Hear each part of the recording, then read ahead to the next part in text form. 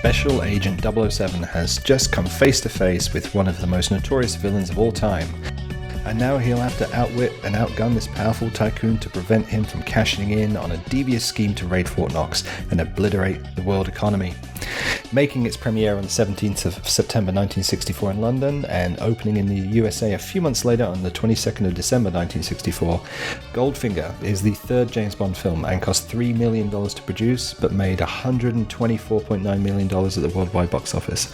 Starring Sean Connery and directed by Guy Hamilton, the vital statistics are Conquests 2, Martinis 1, Kills 10, James Bonds 1.5. Back in 1964, Variety said, "There's not the least sign of staleness in this third sample of the Bond 007 formula. Some liberties have been taken with Ian Fleming's original novel, but without diluting its flavour. The mood is set before the credits show up, with Sean Connery making an arrogant pass at a chick and spying a thug creeping up from behind. He's reflected in Fem's eyeballs, so he heavies the heavy into a bath full of water and connects it deftly to a handy supply of electricity." That was their capsule review. So this week we're joined with Natalie, Phil and Ben, and we're talking Goldfinger. First category is the one with, and this is the motif that you can hang your hat on for this film, whether it's like what you'd put on a minimalist poster or the one thing that you, when you close your eyes, you see or hear. What is it, without being gold, because that's too obvious, what is the one with for Goldfinger? It's got to be Shirley Eaton painted gold. It has to be. So you're basically girl. saying, Natalie, that they got it right the first time round. I think so. Yeah, exactly. And Pierce Brosnan talked about how that was the first film he saw, I think, with his dad when he was like a boy in Ireland, and he just remembers that iconic image. Oh God, on Putney High Street by any chance, was that? I was on. Putney High Street. I think we should get a blue plaque on the place in Putney High Street where Pierce Brosnan first saw Goldfinger. Oh, Yeah. is that? I think That's that would be amazing. That's Someone a should running do that. joke. Obviously, he says that a lot. Every interview. In every Oh, there I was thinking I was so original. yeah. Oh no! So back on 2 weeks ago, when you mentioned you mentioned the painting, obviously, which was riffed later in Spectre and Skyfall, and this your choice now, proving how iconic it was riffed in Quantum of Solace. Yep. So, And they also photographed Shirley for a magazine at age 80 covered in gold. They brought her Life back. magazine. And did that. Yeah. Life magazine, yes. Mm. Yeah, it's interesting how like the some of the iconic imagery isn't actually from the film. Right. The promo stuff. And as you said earlier, James, Shirley Eaton doesn't actually appear in the poster, but it's more the idea of the Golden Girl that And it's the and the pre-title sequence. Sorry, the credits, the title sequence, not pre-title sequence, the title sequence. Nice. Yeah. The pre-title sequence, though, is also pretty iconic. I mean, scuba suit with a duck on the head. Come on, guys.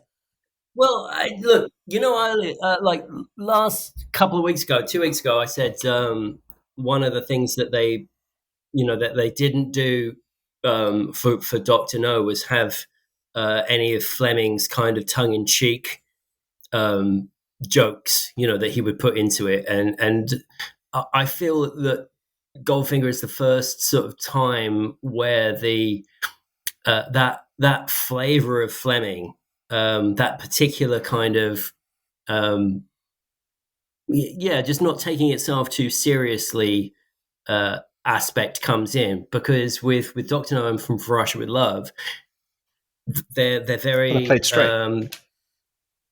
They're playing it very straight, and Goldfinger is the first time it decides to lean into the camp a little bit, and I think it's actually makes it a little bit more Fleming by doing so. Mm. What would be your the one with, Ben? If you had to explain it to an alien, Goldfinger is the one with. So again, like when I was doing this last time, I kind of went thematically, but I would say that really, this is the one with the best villain. Yeah, true. Because everything from the song to the costuming to the production design, everything really is there to enhance Gert Frobe's performance as Goldfinger. And it's really more his film than it is Bond's in a lot of ways. And I think, people who've done analysis of the film have often said that Bond doesn't really actively do much in this film, but he's constantly being bested by Goldfinger. He only fails in his scheme, not through any real interference by Bond or any interference that you could reasonably imagine, and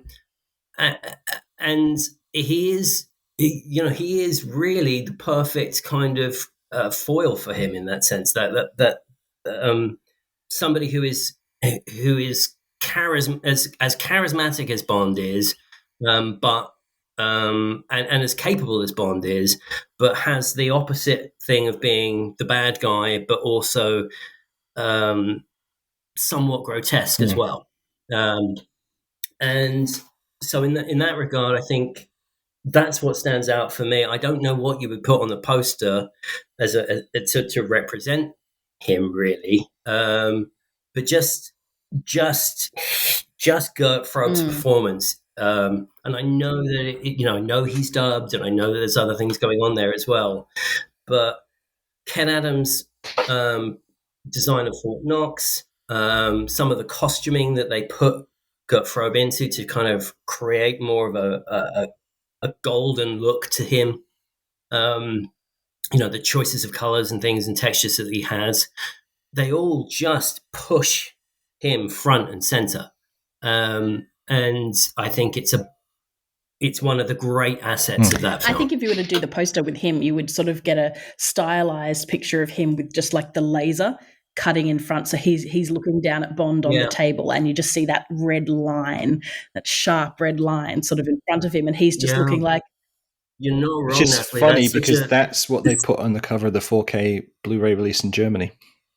It's such an iconic piece of design too. Like the idea that Bond was really pushing that envelope of the cutting edge, like literally and metaphorically in this instance.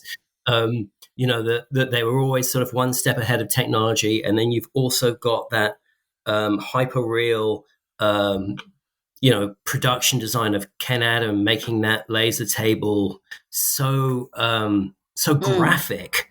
You can close your eyes and picture it perfectly. That you don't need to have. It's just geometric lines, and it's amazing. Good call, Phil. Well, we need to talk about the powder blue playsuit. Yay! This is the one with the playsuit, and I think the playsuit gets a lot of shit. But I feel like I want you to think about it with me. The film is introduced, and two terry cloth besotted knights meet on a chessboard in Miami. You've got him in his blue, but people don't talk about the fact that Goldfinger is also wearing a terry cloth lined 2-piece number. Yeah, and I he think is. it sets them. It creates a yin and yang of terry cloth romperness that I think sets the stage. In the tone of Bravo TV, who wore it better? Yeah, well, me.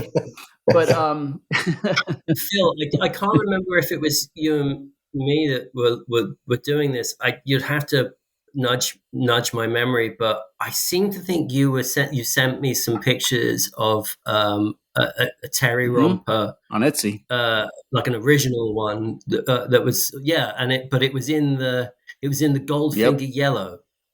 So it was like if you put Bond's romper and Goldfinger's romper into some telepods and you press the road not taken. That's the romper that you end up with. I'll transition this into a semi-serious answer, but I think what's cool about Goldfinger is it's the one where Bond and the villain keep interacting in polite society, which is a new thing for the series at that point.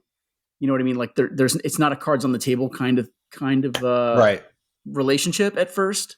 and that transitions into the golf game that goes on for 3 days, and then eventually, which is also interestingly, Phil, when they take it to Thunderball, it's to escalate that they are impolite society, but they do know who each other are, and they do know what their motives are. But it's still playing within that idea of interacting, gritted teeth kind of thing, and sizing each other up. And I love that. And in fact, it's a much bigger part of the book, where like Goldfinger ends up like hiring him or something before everybody's cards are all on the table. But I like that dance, and I feel like that's gotten lost in the franchise. They threw it away. You Only Live Twice. 2 films later, they just tossed that idea, didn't they? Yeah, I guess so. Yeah. What they were going to bring back in the Bond and the villain feel each other out in social circumstances, right? Right. Yeah. They did. They went, and I think that might come down to You Only Live Twice being a product of another writer who is interpreting what they think the Bond world. I like that. It happens with like Elliot Carver to some degree, where Bond shows up at the party. And I think the first Kingsman film, which I know Ben isn't a fan of, but they do a sort of an interesting spin on this sort of villain and hero facing off politely at a dinner table kind of thing. That no, do you know, Phil? Honestly, I will say this about the Kingsman films, and I literally just saw the latest one 2 nights ago. So I do recognize that there is a great love for the Bond films within those films, and particularly I did like that scene in the original Kingsman where they play on that kind of trope. And they have McDonald's together. Yeah, exactly. Look, you can dislike a film overall, I think, for whatever its shortcomings might be, but there's certainly gems to be found within those films as well. But not to get too far off track, it's just I like that dynamic, and I think like Craig flirts with it a little bit at the Planet Green party, maybe. But it's largely absent from the Craig era, and I would like to see that sort of cat and mouse kind of sizing each other up come back. It would be good. I'd say they took it to the ultimate level with The World Is Not Enough, right? That's fair, yeah. Yeah. Okay, we've touched on some of these. The Bond cocktail, these are the ingredients that tabloid journalists like throw together as like, this is your construction kit of a James Bond film. We've got teaser titles, plot, women, villains, allies, Bond himself, action locations, dialogue, and style. Which of these elements to you is important in this film, is a twist, or is somehow unique to this particular outing? And it could be good or bad, for good or bad reasons. Who would like to pick an element of the Bond cocktail for Goldfinger? I just think there's something on all of those categories in Goldfinger that makes it so unique. And I maybe kick things off with the title sequence and Shirley Bassey's number, Goldfinger. Like, it's just, in terms of just bombast, it can't be beaten ever for a song. It's just it's not particularly one that does well at karaoke, like Live and Let Die or You Know My Name or something. But it's so, just it encapsulates everything about what you're going to get. And it starts, I think, a trend of the songs being about the villain, which I always really enjoyed, is that there would be sort of some thematic well, yeah, exactly. Peter Serafinovich one is genius. But and this one is obviously, it's the most obvious. It's the name of the villain, but the future songs often do pull in something thematically about the villain or the big enemy, or, Die Another Day being one of them. But that also kind of references Bond's journey in that. But, I think I've always liked seeing where in the songs and in the song lyrics. But I think just the horns and everything about this song is spellbinding to me, and it fires me up. That's a good call. Do you think that they should have called Skyfall Silver and had a bombastic sort of His name is God. For me, like, I know that when James sets out these little categories for us to follow or nominate, Doesn't matter how small the I'm loophole is, always going to Ben. be the I know you're going to go there. yeah. I'll always find a way out. But yeah, for this cocktail, I think falling under the term style, I think you've also got structure. I know that's a bit of a leap, or let's call it formula. This is really the first time that these Bond films are finding their easy stride, and it's all of these ingredients that have been put into the shaker in Dr. No and from Russia with Love are now being shaken up and poured, and you've got this, for the first time, a really perfect blend of all of these different ingredients. And as Natalie says, you've got the bombast of Shirley Bassey just bringing you straight in. You've got the craziness of the duck on the head in the in the pre-title sequence. Production design is off the scale in this movie. So for all of those sorts of things, what you've got is this. It's like when in Casino Royale, Bond orders the Vespa, and you think about all of those ingredients and wondering how they'll come back, and just getting this perfect drink. And there are a lot of things wrong with this film, and I think everybody knows what those things are. But for a long time, and probably fairly, it was considered one of the best Bond films, if not the best, and certainly the one that really allowed the franchise to keep going. I got some things to say about that, but I'll let you go next, Phil. Okay. I think, we've talked before about how this film is maybe a little overloved, or maybe we're just tired of it in terms of like what it does right and what it does well and what it does competently. And I think that the secret ingredient of this one to me is the crystallization of the formula. Whereas on the other side of 20 odd more movies, it might feel a little rote, a little stale, but it was like there's something just sort of satisfyingly clicking into place with Goldfinger. And I think for me, you feel that in the pre-title sequence, you feel it in the title sequence, and you feel it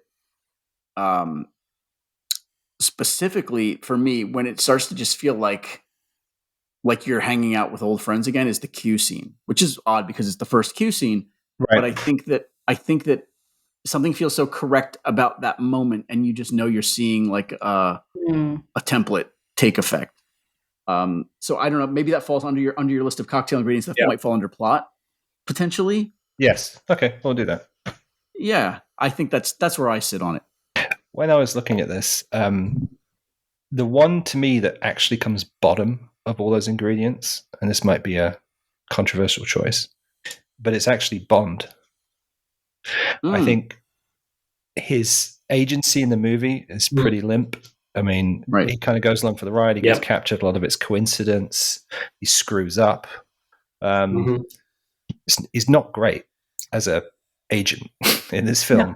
So if you were ranking like the best James Bond film, I think Goldfinger's like bottom tier because he doesn't really do much and he's kind of a liability. But I know that's a weird way of dismissing one of these elements. It's like, it just seems strange to me when I was looking at this list that should be at the top of every good Bond film, that Bond himself is good in it. But in this case, everything else takes over, rubbish. And it's fine. And it's fine.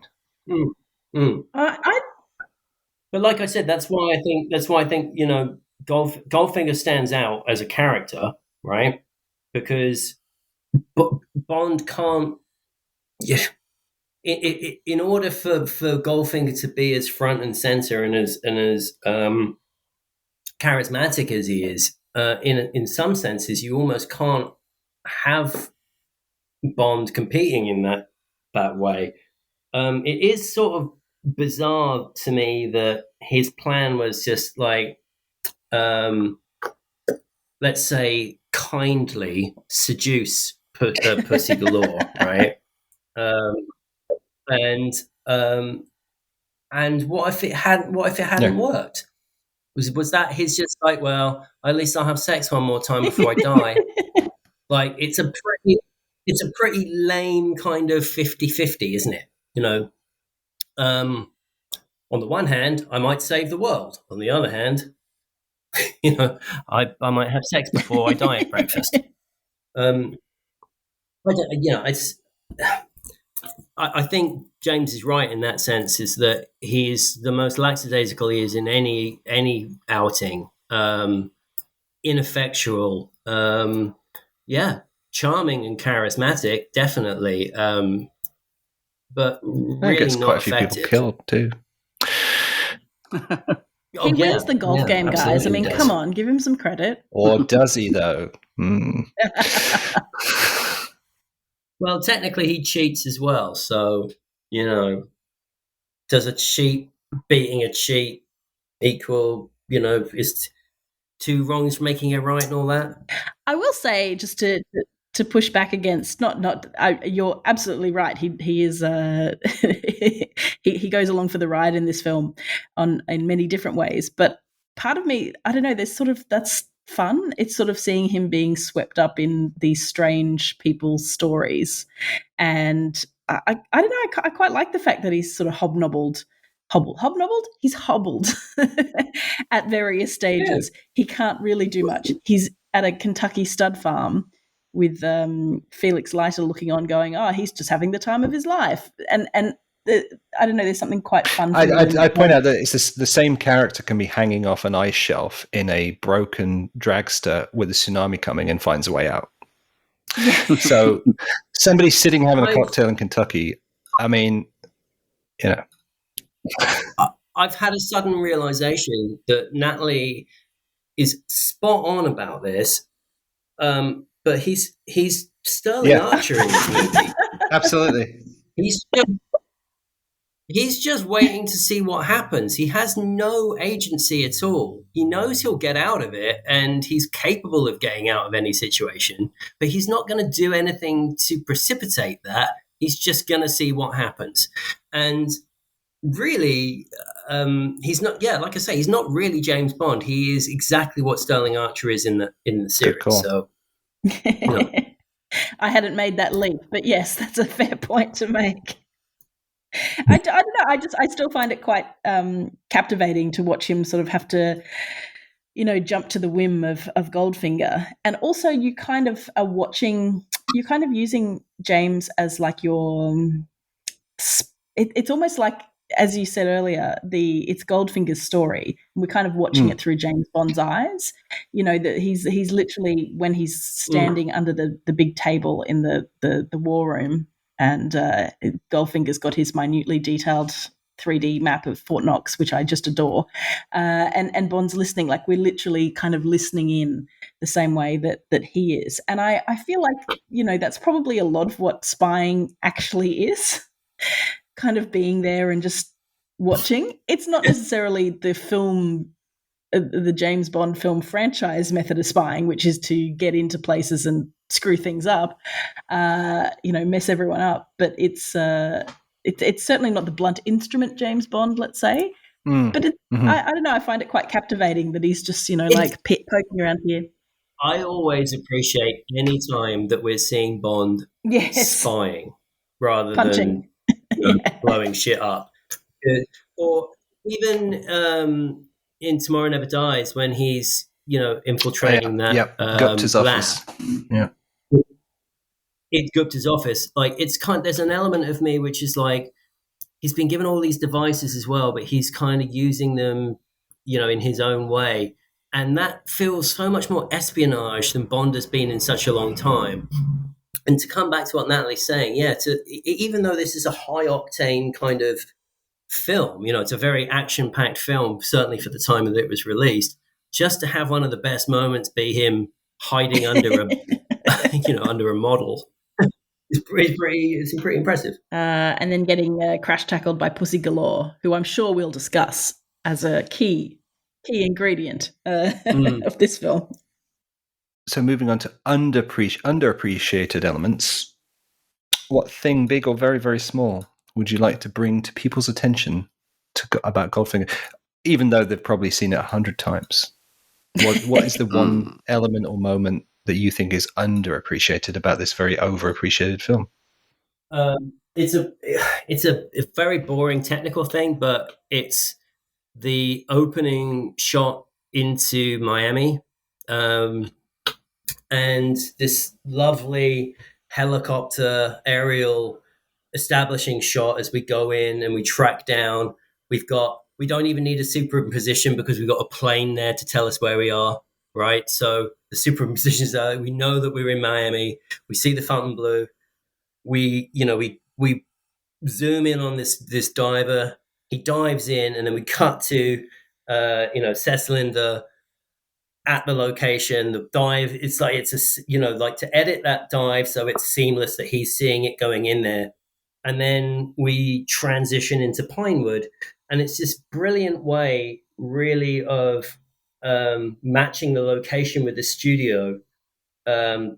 This structure of this establishing shot and all of the aspects that are in it to create a sense of location and place are brilliantly done, especially considering that Connery never went to the Fontainebleau. Like the majority of the principal cast never went there. It was all done on the back lot, or on the studio, sorry. And I just appreciate, every time I see that cut to the diver, to Sesslinder, and then him walking onto the Pinewood set, I just think it's one of the best bits of kind of establishment and exposition and setup that I've seen in a lot of movies. Just in 30 seconds, we're right there. Good call. I'd piggyback on that, Ben, and say underappreciated for me is the fact that Sean Connery never went to the US, but you wouldn't know it by watching the film. Oh, yeah. Wow. I didn't know that until you just said it. Yeah, like Kentucky's at the Pinewood backlot. Like the whole thing, he never set foot in the States to produce this movie when the bulk of it is set there. Yeah. Whoa. Yeah, I mean, it's so all, the illusion of filmmaking. Yeah, it's all, and also the fact that the huge majority of the film is shot within a couple of miles of Pinewood, right? Like the where the Air Force Base, the airport is the one that they always use. Really, you've only got a bit of stuff in Switzerland, really, that is taking you out of the UK, and then a handful of back projection shots of Sesslinder in right in Florida. Yeah. So in terms of filmmaking, I think it's an impressive piece of filmmaking. And isn't it interesting that when we celebrate Peter Hunt, it's always about the way he breaks the rules and the way he does this in-your-face editing. But in Goldfinger, there's all these examples of just really tidy, seamless, graceful matching of things. And he's not really, he's not showing off the way he is. Honestly, that sequence, Phil, I think is one of my favorite. Like who has a list of favorite cuts? But that is just a cut that I think works beautifully, and just throws you as a viewer right into the story. And I could only hope to do something as it's got such an economy, in the same way that Fleming's writing had an economy. This just zaps you right in there. It's great. I have a number of little things that I'm sure they are very appreciated. I'm sure you guys have discussed them in details, but just for me, I love the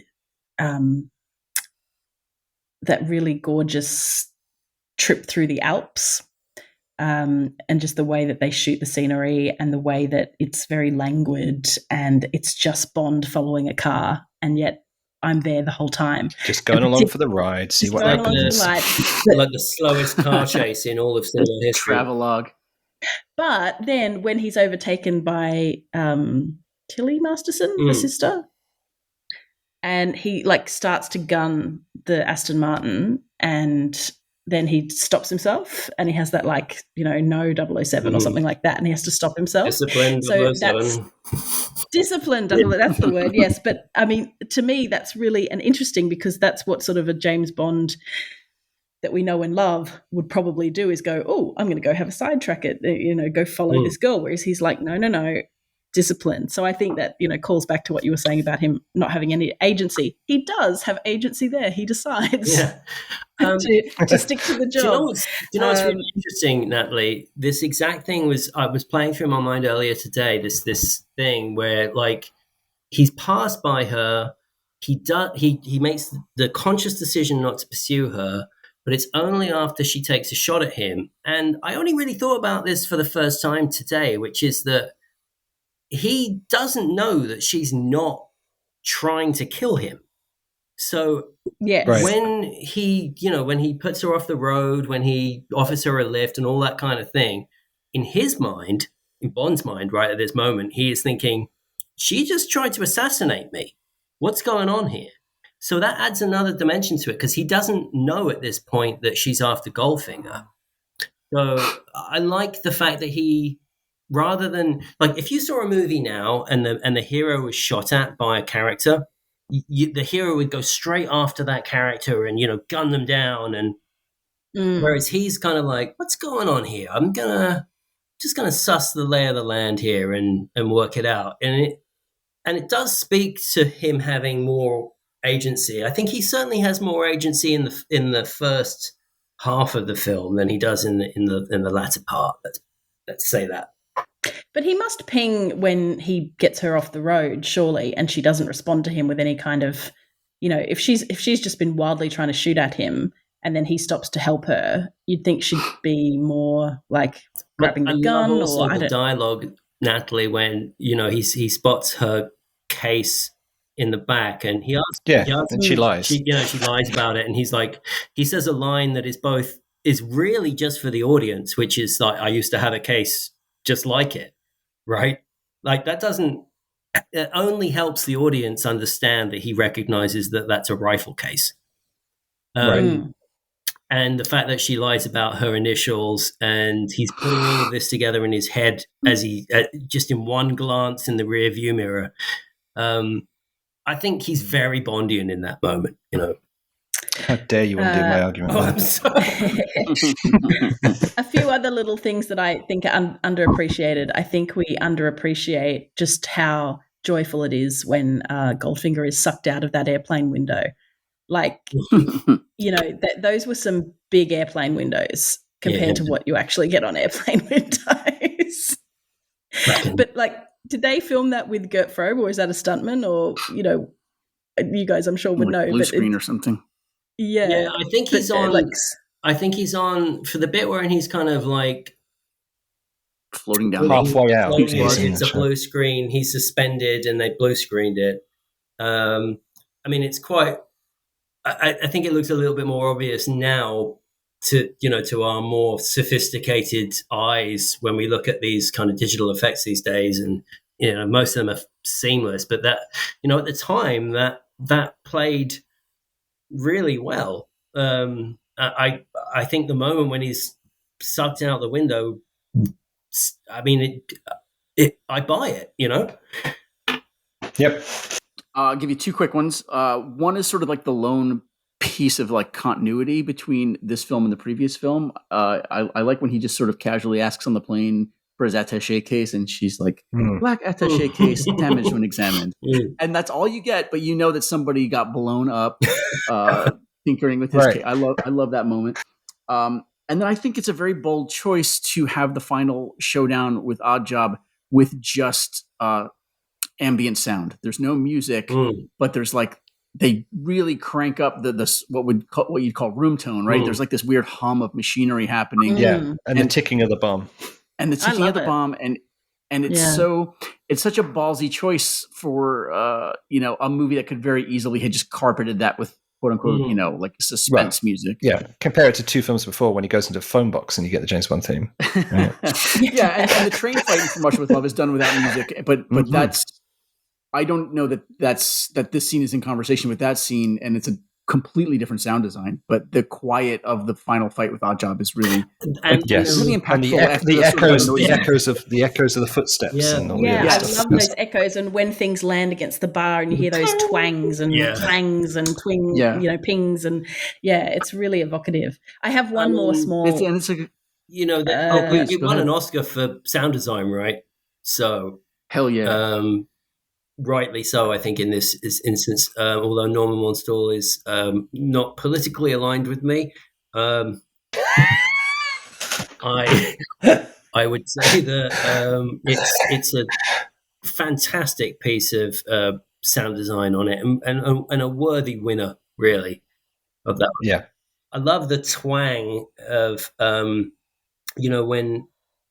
Oddjob throws his hat, and it's the ruler on the table thwang as the statue is decapitated. I just, there's little things. I mean, that should be as egregious as a slide whistle, but it isn't. Right. Somehow. Talking of editing as well, I just want to say what a fantastic cut that is to go from Stoke Poges to Pinewood in one shoot. Right. So. Like that's a very strong throwing arm you have there, Oddjob. Anyway, yes. I wanted to just say, as a brief shout out, I love the fact that Felix Leiter is just hanging out near a KFC, a Kentucky Fried Chicken. That KFC is still there in Florida on that intersection. Yeah. Whoa. I want to go. Filmed in Florida, that sequence. But I think that's the only time you see like a major fast food franchise in a Bond film. Is it? Yeah. It also explains why there's palm trees in Kentucky. Although, back me up on this, Bond in the novels, he does sort of enjoys a good hamburger when he goes to the US. Hamburger and fries, right? Yep, yeah, he does. So Miller High Life. Yeah, and Miller High Life. It's quite interesting to like the original kind of 50s look at Americana and American cuisine through Fleming's eyes. It's and particularly through Bond's eyes, I suppose. It's an interesting one. We get a little view of that in 007 in New York, and we get it in Diamonds Are Forever. We get these little moments, culinary moments, where we get Fleming's take on American cuisine. It's quite good. We're leaning into this already, but trivia.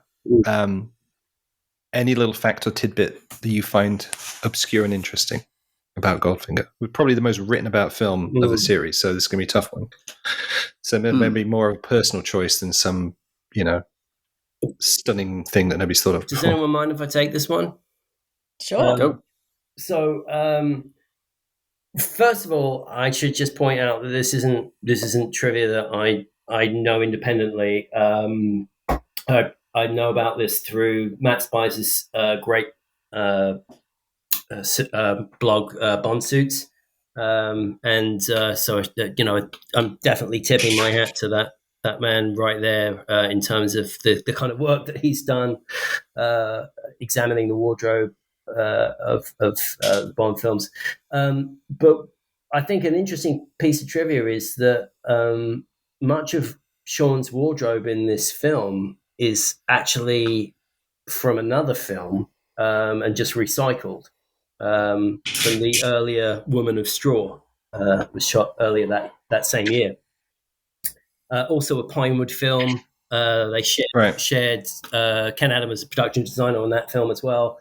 And Matt makes a suggestion that maybe there was some kind of split costing on the wardrobe, but nobody really knows for sure.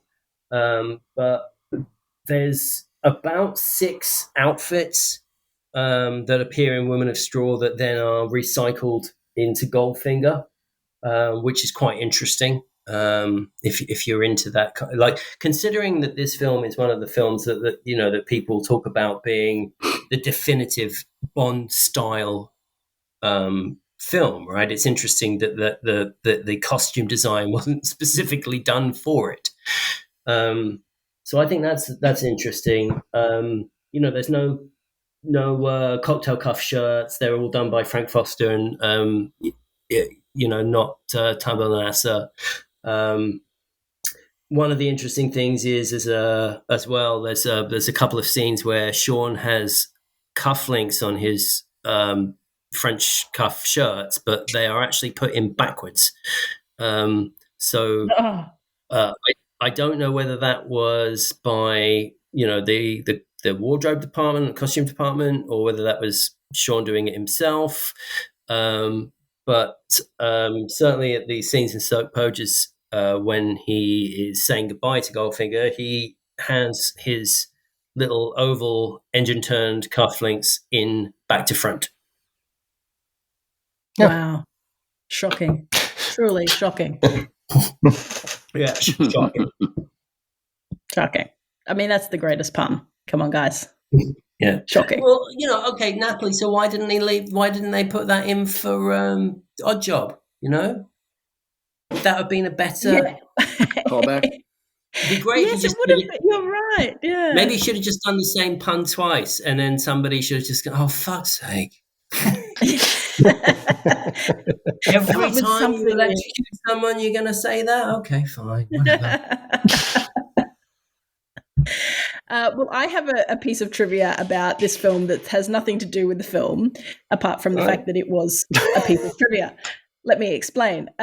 So years ago now, probably 10 years ago, QI did a tour of Brisbane, the panel show, the UK panel show, where they do like a letter a year, and Stephen Fry hosts it, Sandy Toksvig hosts it now.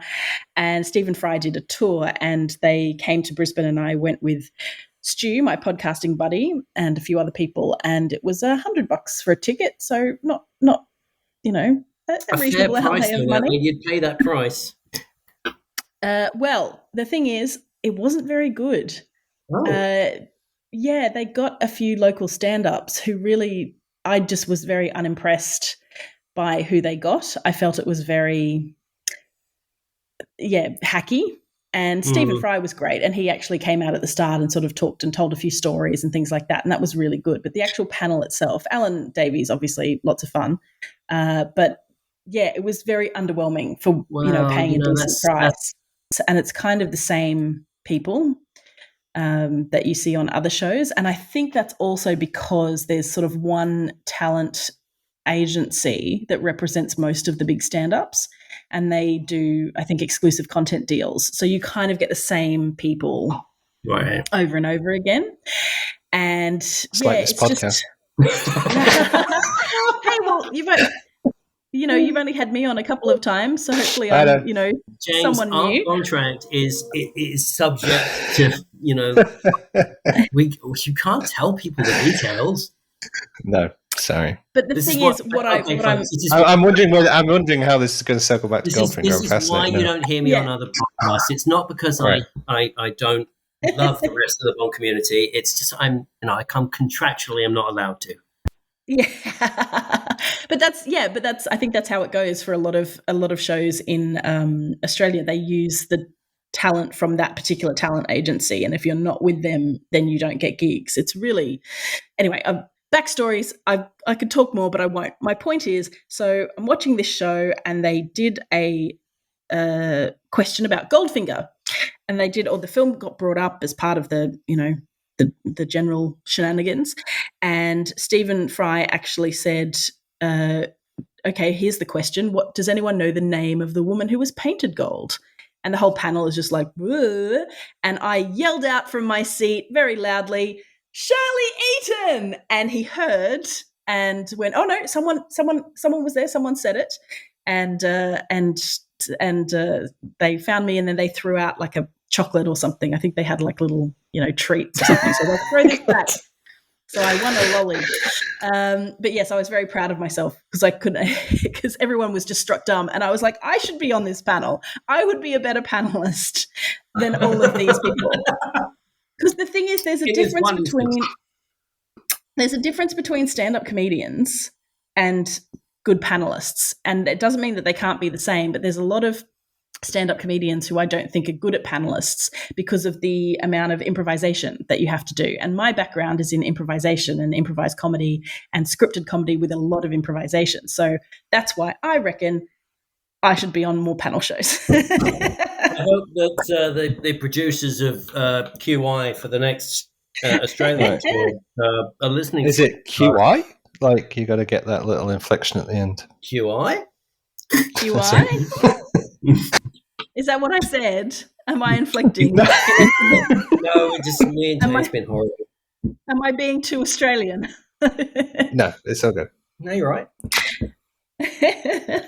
But yes, that's my non-film related film trivia. Good stuff. Yeah. Phil, do you have anything for Goldfinger that we haven't heard before? I got some hot Goldfinger trivia for you that you have not heard anywhere else. The Fontainebleau, I believe it's pronounced, is it donated these chandeliers from its hotel lobby to a restaurant in Philadelphia called Butcher and Singer. Huh. And if anyone listening to this podcast ever finds themselves in Philadelphia, reach out and I will take you to Butcher and Singer and I will show you the glorious chandeliers hanging from the ceiling that were originally from the Fontainebleau. But how did they get over to Philadelphia? Like, surely they would donate one them piece somewhere. At a time. It was like a dinosaur skeleton. They had to catalog each tiny piece. Oh, fuck me. Inside golf balls, right? Yes. Inside golf balls. Elementary. You had an opportunity there, Phil, to say elementary. Do you know what? Should we do it again? No. How did the chandeliers get over there, Phil? Jack Lord dragged them in a flatbed. Yeah, and they have to wash off the potato. They have to wash off the potato salad. Inexplicably covered in potato salad. Okay. This may be a redundant question. Final That's verdict. A 2 week later callback, by the way. That's right. Top tier, middle tier, bottom tier. How do you each rank Goldfinger and why? Look, I'm a cliche. Because you're going to cliche it. There we go. I'm a cliche. Yeah, it's up there. It's up top. It's top of the top. I love it. I love it. What can I say? I'm a basic bitch, and I love Goldfinger.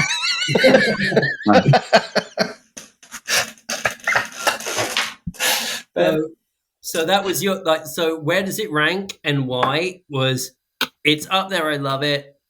I'm a basic bitch. I'm a basic bitch, guys. Because I'm a basic bitch. That you don't need any more explanation. It's just it's got everything. I think we need the Natalie Bochenski T-shirt.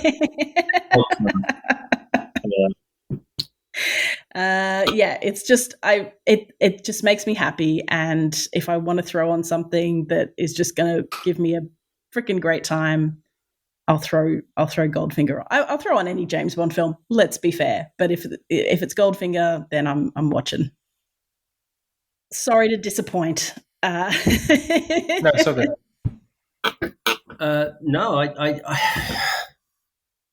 It's a hard thing to disagree with, Natalie, but at the same time, I think I'm like bipolar on this. Like, on the one hand, for all of the things that I love about it can also be the things that I hate about it. You know, the fact that it establishes formula, but it's also very formulaic. Bond is very savoir-faire, and he's very, very easy through the film, but he's also very ineffectual. It's stylish, but then does it lean too heavily into it? Or was it even their own style? Yeah. and it's this weird sort of seesawing thing that I get with it, and sometimes it's it's up there, and sometimes it's right down there.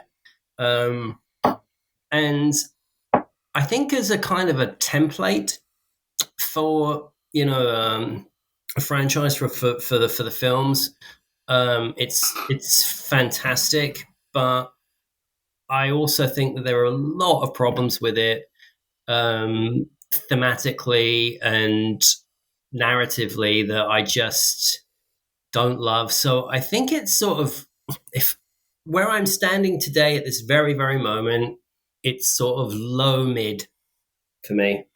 Shocking. positively. Good answer there, Ben. Phil? I'll call it high mid. It's a little played out as for reasons we've discussed on many episodes of this podcast. But it's still Connery in his prime. It's still that beautiful Technicolor. It's Barry delivering like maybe the first full score that Barry delivered. Like From Russia with Love's got a little bit of repetition to it, and it's a nice way to pass the time on your couch on an afternoon. I think it's not a punishing. it's not a punishing watch. What a rave review. It's. Can we put that on the next DVD release? So can we say it's not the gold standard anymore? Hey. Yeah. It's not the one I reached for, but that is very likely because for a very long time it was the one I reached for. So yeah, played out. We might have done it. We might have overgorged ourselves on it. Me saying that it is where it is not in any way to disrespect what the impact of this film had or what it had on me personally either, and or to really kind of comment on its it as a solo film. I think you can't not look at it externally. Although it's the only film with solo in it. Yeah, exactly. So I hasten to add that it is a beautiful looking film, and it punches all of the Bond buttons. And as Phil said earlier, it is one of those films that I've probably seen it. The first three Bond films are the films I've probably seen the most. Honestly, couldn't give you an accurate number on that, but it would be a so that surprised me. I thought you'd all come with top tier for obvious reasons, but interesting stuff. You guys are extra. You guys are extra. Yeah. I'm basic. Yeah. That's how it works. Defying convention. So I have a personal request. If you're listening to this in the UK and tomorrow Goldfinger is at your cinema, please go and see it on the big screen. For this reason alone, that when you post a controversial opinion about Bond on the internet, somebody's going to say, well, your opinion's invalid. I saw Goldfinger in cinemas. Go see it in the cinema too. And these people can then fuck off. Checkmate. And with that, we will see you all with different people next week for Thunderball. Thank you, Natalie, Phil, and Ben. Ciao. Thank you.